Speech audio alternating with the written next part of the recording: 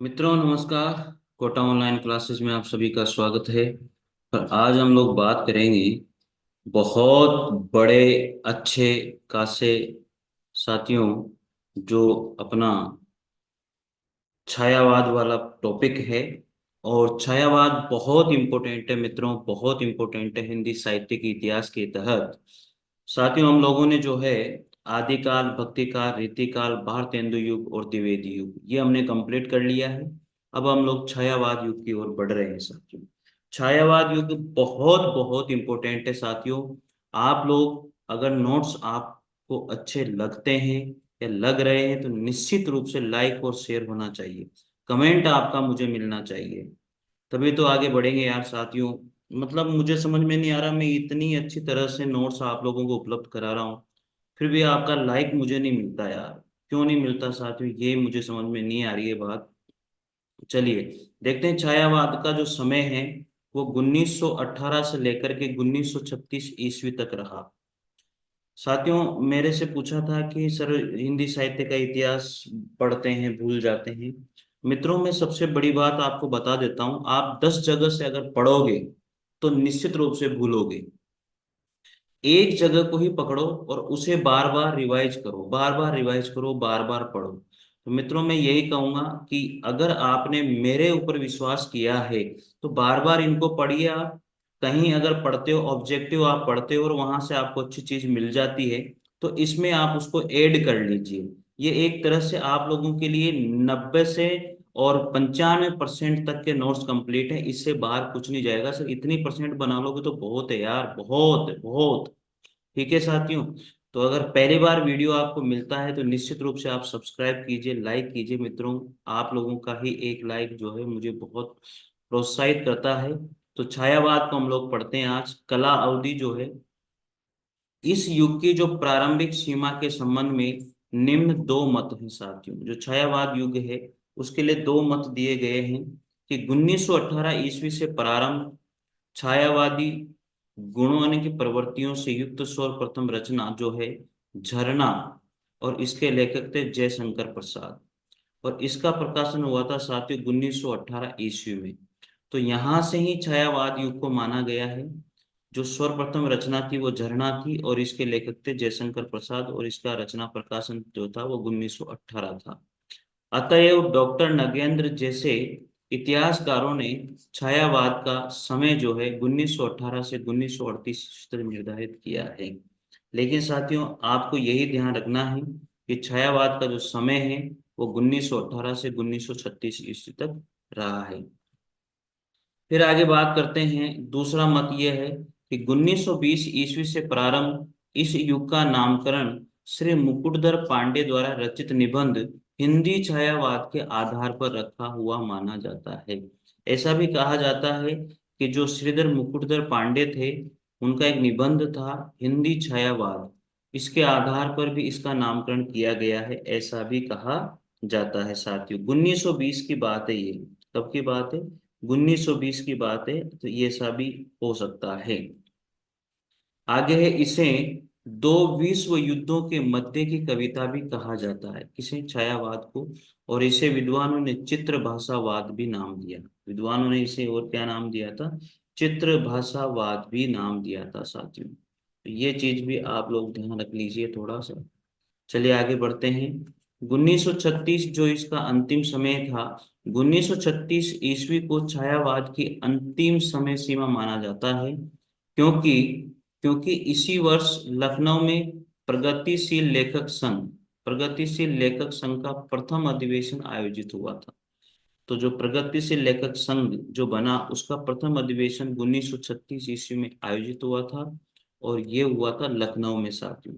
तो अंतिम सीमा शायद यहाँ से उठाई गई है ऐसा मानते हैं।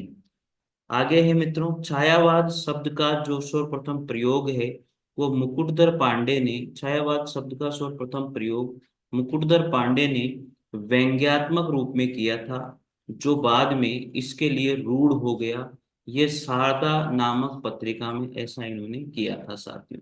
तो छायावाद शब्द का प्रयोग जो है सर्वप्रथम मुकुटधर पांडे के द्वारा किया गया, ऐसा कहा जाता है मित्रों। चलिए आगे बात करते हैं साथियों। आगे है डॉक्टर बच्चन सिंह ने इस काल के लिए स्वच्छंदतावाद नाम दिया।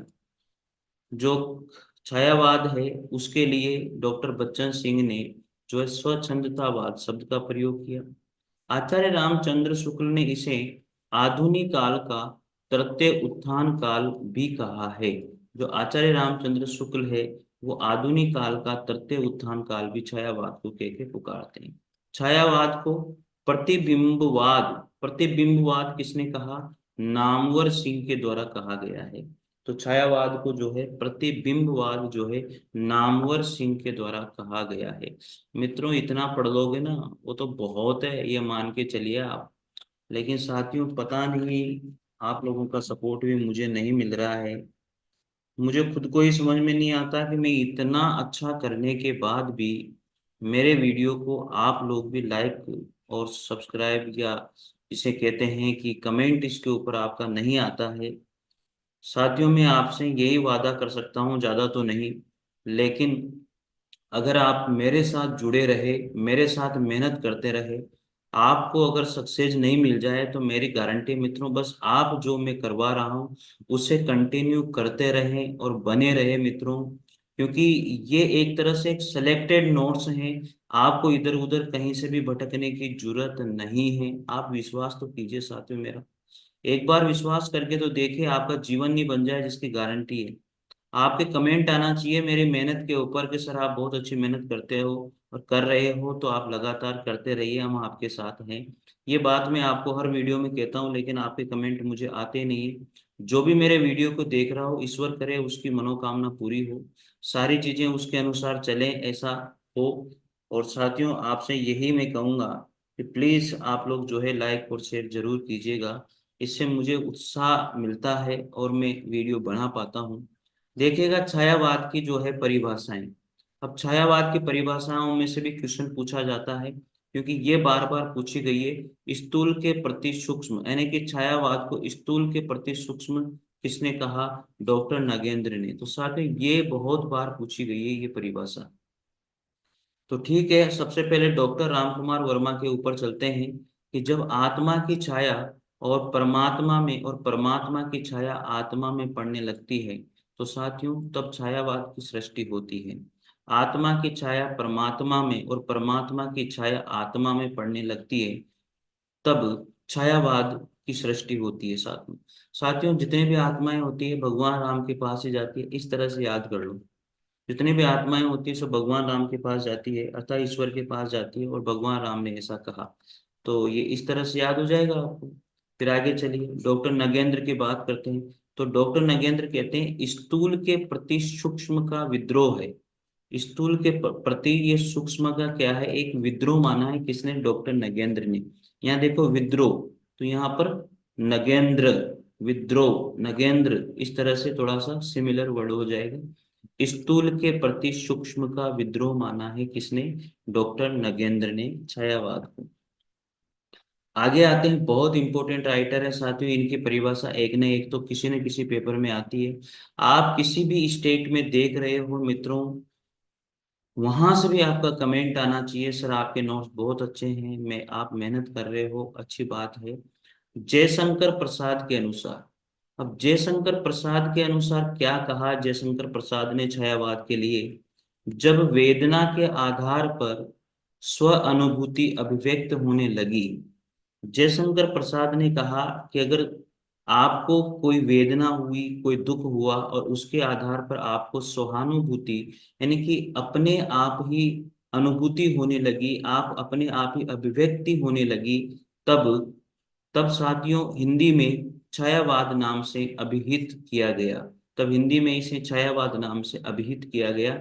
तो एक एक बात याद रख लीजिए, सहानुभूति अभिव्यक्ति वाली बात किसने कही है? जयशंकर प्रसाद ने कही है। किसमें? वेदना के आधार की बात ये करते हैं तो जयशंकर प्रसाद में से हम लोग ये बात कर लेंगे। आगे आता है साथियों महादेवी वर्मा। महादेवी वर्मा बहुत तगड़ी राइटर है। महादेवी वर्मा के अनुसार छायावाद तत्वतः प्रकृति के बीच जीवन का उद्गित है, उसका मूल सर्वात्मवाद है, सर्व आत्मवाद है। तो साथियों महादेवी वर्मा की डेफिनेशन बहुत बार पूछी गई है। कि छायावाद जो है वो प्रकृति के बीच जीवन का उद्गित है और उसका मूल सर्व आत्मवाद है, ऐसा कहती है महादेवी वर्मा। आचार्य रामचंद्र शुक्ल की डेफिनेशन हम लोग पढ़ते हैं, देखिए। आचार्य रामचंद्र शुक्ल छायावाद के प्रति क्या कहते हैं कि छायावाद का प्रयोग जो है दो अर्थों में समझना चाहिए। एक तो जो पहला अर्थ इन्होंने बताया रहस्यवाद के रूप में के अर्थ में, और दूसरी बात ये करते हैं काव्य शैली या पद्धति विशेष के व्यापक अर्थ में हमें समझना चाहिए। तो आचार्य रामचंद्र शुक्ल छायावाद को दो अर्थों में समझाना चाहते हैं, एक रहस्यवाद के अर्थ में और दूसरा है काव्य शैली या पद्धति विशेष के रूप में ये समझाना चाहते हैं। अगले हैं गंगा प्रसाद पांडे। मित्रों, जो गंगा प्रसाद पांडे है वो क्या कहते हैं कि छायावाद वस्तुवाद और रहस्यवाद के बीच की कड़ी है। गंगा प्रसाद पांडे ने कहा कि जो है छायावाद वस्तुवाद और रहस्यवाद के बीच की क्या है, कड़ी है। साथियों, गंगा जो होती है ना, वो दो नदियों को जोड़ती है। तो दो नदियों को जोड़ती है, तो गंगा एक बीच की कड़ी है। इस तरह से थोड़ा सा रिलेटेड करके आप याद रखोगे तो याद हो जाएगा। तो इन्होंने वस्तुवाद और रहस्यवाद के बीच की कड़ी माना है किसको, छायावाद को मित्रों। तो छायावाद इस तरह से आप याद कर सकते हो।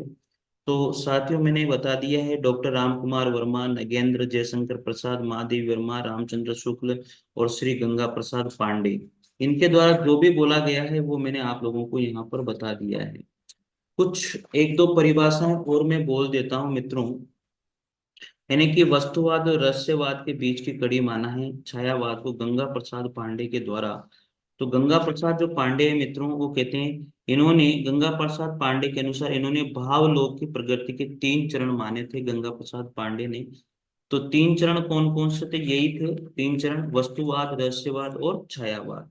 अतः उनके शब्दों में छाया वस्तुवाद और रहस्यवाद के बीच की कड़ी माना गया है। साथियों, एक और आते हैं, यहाँ पर मैं बोल के बताऊंगा, केवल नाम लिख देता हूँ। जो सातवें नंबर पर अगर अपन लिखते हैं तो वो है doctor doctor Ramvilas Sharma. Doctor Ramvilas doctor Ramvilas Sharma है साथियों। तो डॉक्टर रामविलास शर्मा जी जो है वो क्या कहते हैं साथियों कि छायावाद स्थूल के प्रति सूक्ष्म का विद्रोह नहीं रहा है। डॉक्टर रामविलास शर्मा के अनुसार बता रहा हूँ क्योंकि यहाँ लिखने की जगह नहीं है इसलिए मैं बोल रहा हूँ। डॉक्टर रामविलास शर्मा कहते हैं कि छायावाद स्थूल के प्रति सूक्ष्म का विद्रोह नहीं रहा, वरन चौथी नैतिकता, रूढ़िवाद और सामंती साम्राज्यवादी बंधनों के प्रति विद्रोह रहा है। ये मैंने जो डेफिनेशन बोली है डॉक्टर रामविलास शर्मा की है, किसके अनुसार है, छायावाद की है ये साथियों। एक बार मैं फिर बोल रहा हूँ, डॉक्टर रामविलास शर्मा के अनुसार छायावाद को क्या बताते हैं ये, कि छायावाद स्थूल के प्रति सूक्ष्म का विद्रोह नहीं रहा, वरन चौथी नैतिकता, कोमा, रूढ़िवाद और सामंती साम्राज्यवादी बंधनों के प्रति विद्रोह रहा है, ऐसा ये कहते हैं। परंतु ये विद्रोह मध्य वर्ग के तत्वाधान से हुआ था, इसलिए उसके साथ मध्य वर्गीय असंगति, पराजय और पलायन की भावना भी झुकी हुई है, ऐसा डॉक्टर रामविलास शर्मा कहते हैं। आप वीडियो को रोक करके इन परिभाषाओं को जो मैं बोल रहा हूँ आप उनको भी लिख लीजिएगा मित्रों। ठीक है, बहुत अच्छी परिभाषाएं हैं। साथियों, आठवें नंबर पर जो राइटर आते हैं वो है डॉक्टर नामवर सिंह। क्या नाम है, डॉक्टर नामवर सिंह। अब साथियों, डॉक्टर नामवर सिंह क्या कहते हैं, डॉक्टर नामवर सिंह कहते हैं कि, देखिए डॉक्टर नामवर सिंह क्या कहते हैं। डॉक्टर नामवर सिंह ने कहा साथियों, आप जोड़ लेना, डॉक्टर नामवर सिंह, डॉक्टर नामवर सिंह। अब साथियों, डॉक्टर नामवर सिंह की डेफिनेशन में यहाँ लिख रहा हूँ, आप लोग जोड़ लेना इसको। ये क्या कहते हैं, छायावाद उस राष्ट्रीय जागरण की अभिव्यक्ति है। छायावाद उस राष्ट्रीय उस राष्ट्रीय जागरण की जागरण की अभिव्यक्ति है।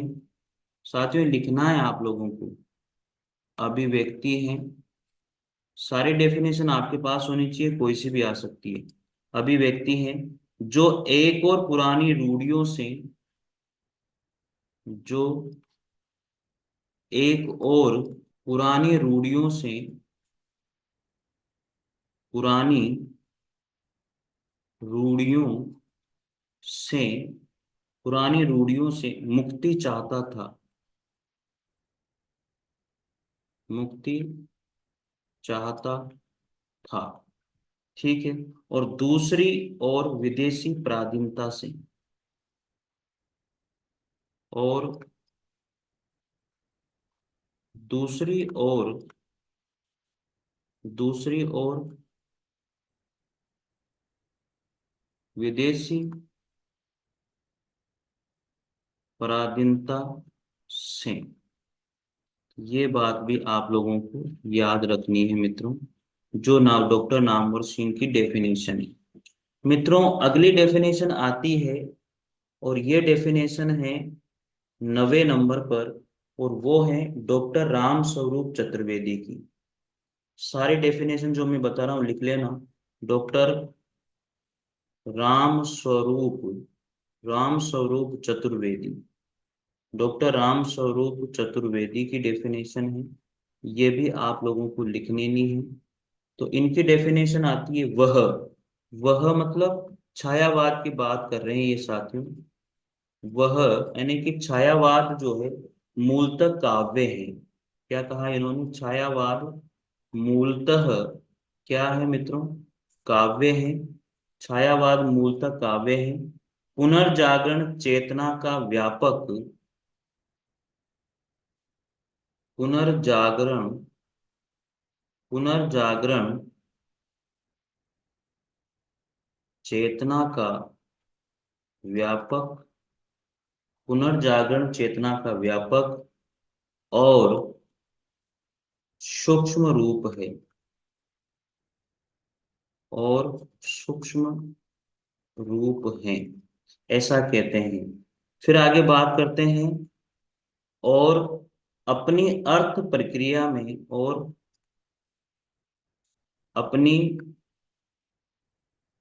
अर्थ प्रक्रिया में अपनी अर्थ प्रक्रिया में मानव व्यक्तित्व को मानव व्यक्तित्व को मानव व्यक्तित्व को गहरे स्तरों पर समृद्ध करता है,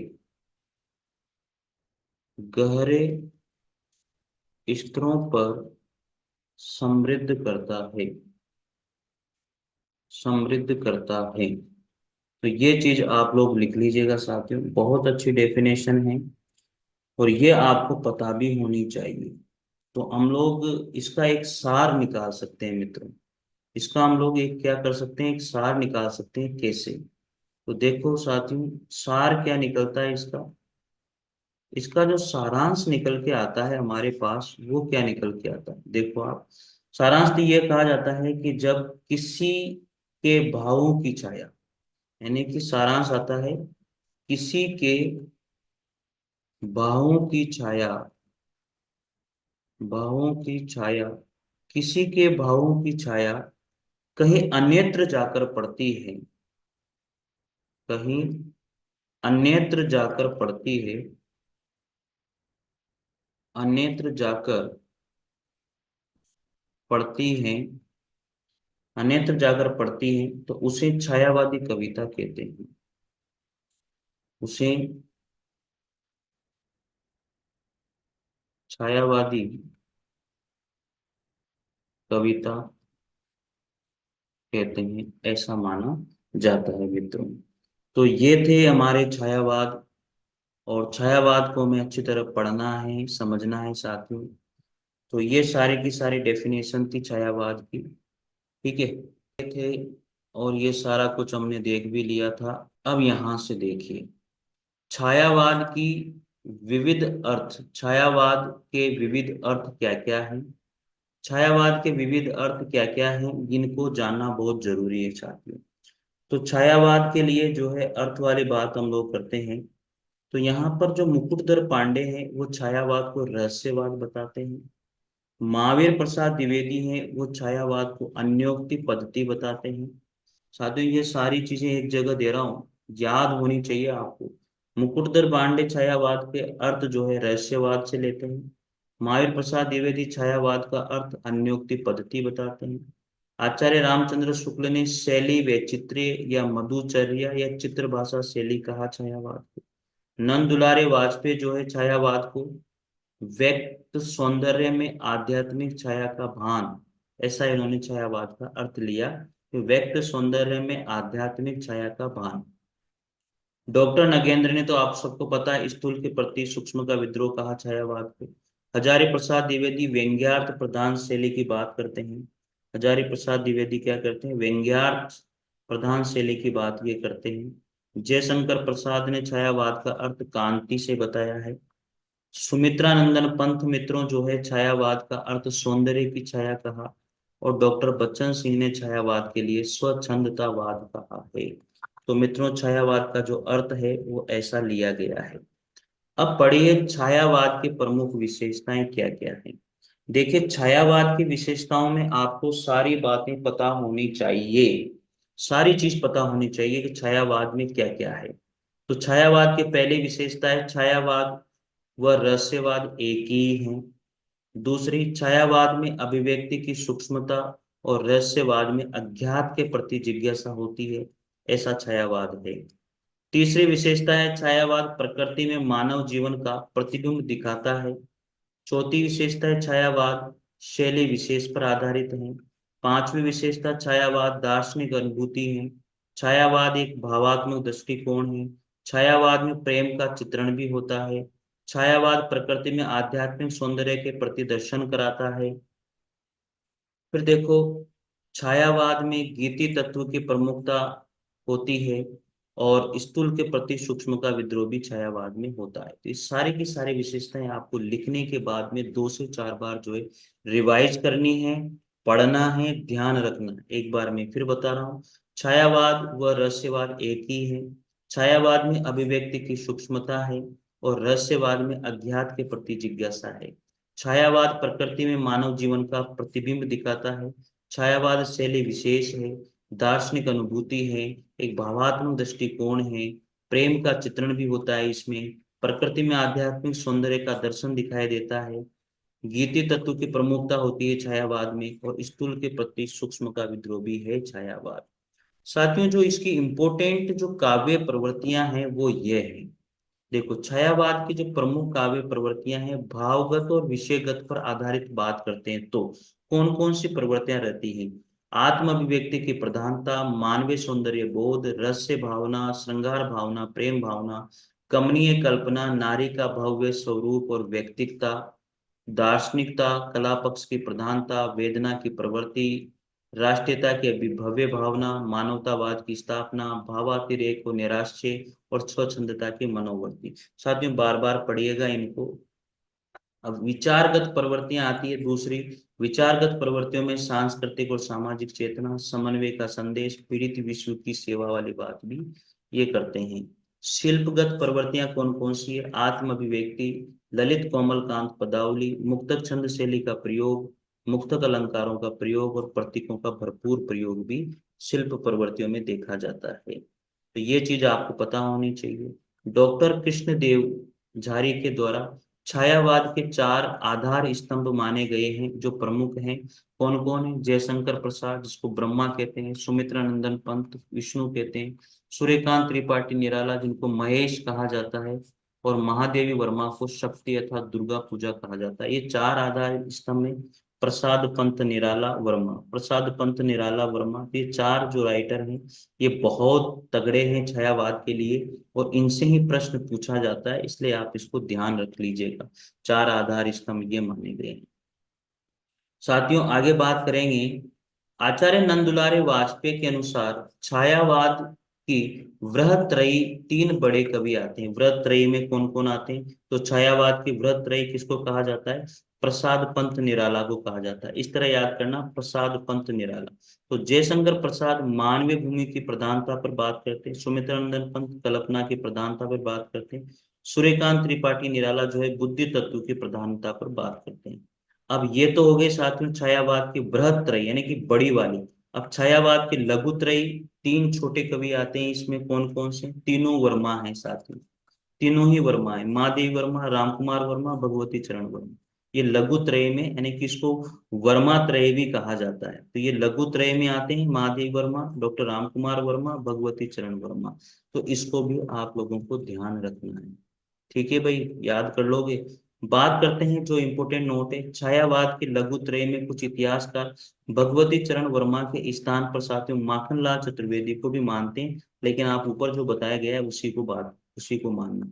छायावाद के चार प्रमुख कवियों के दार्शनिक मत क्या क्या हैं? जयशंकर प्रसाद जो है साथियों दार्शनिक मत यानी कि ये किस मत से जुड़े हुए थे, मैं आप लोगों को ये भी बता देता हूँ कौन कौन सा मत इन्होंने अपनाया था। तो छायावाद में जयशंकर प्रसाद का जो मत है, वर्मा त्रय भी जानते हैं उसको, ठीक है। तो छायावाद में जयशंकर प्रसाद प्रत्यभिज्ञाता दर्शन या आनंदवाद या समरसतावाद की बात इन्होंने जयशंकर प्रसाद ने करी है। सुमित्रा नंदन पंत की अगर मैं बात करूं तो इन्होंने अरविंद दर्शन को अपनाया। सुमित्रा नंदन पंत ने अरविंद दर्शन को अपनाया था। सूर्यकांत त्रिपाठी निराला ने जो है अद्वैत वेदांत दर्शन को अपनाया। और महादेवी वर्मा ने साथियों जो है बौद्ध दर्शन या दुखवाद को अपनाया। इसको महादेव वर्मा ने दुखवाद को भी अपनाया था साथियों। अब मैंने सारी विशेषताएं आपको बता दी है छायावाद के, मतलब सब कुछ बता दिया मैंने आप लोगों को, ठीक है। तो मित्रों अब यहाँ से हम लोग आगे बात करेंगे विविध इतिहासकारों यानी कि आलोचकों के अनुसार छायावाद के प्रवर्तक। यहाँ से बहुत बढ़िया इंपॉर्टेंट बात आती है, विविध इतिहासकारों आलोचकों के मतानुसार छायावाद के प्रवर्तक कौन कौन से रहे हैं, मतलब किस इतिहासकार ने किसे छायावाद का प्रवर्तक माना है, ये हम लोग यहाँ पर जानेंगे। छायावाद से बहुत सारे प्रश्न आते हैं, इंपॉर्टेंट है साथियों, इसलिए आप लोग इसके नोट्स कंप्लीट बनाइए। साथियों अगर आपको अच्छा लगा है तो निश्चित रूप से आपका कमेंट मुझे मिलना चाहिए। ठीक है मित्रों, मिलते हैं अगले वीडियो के साथ, तब तक के लिए जय हिंद जय भारत, थैंक यू।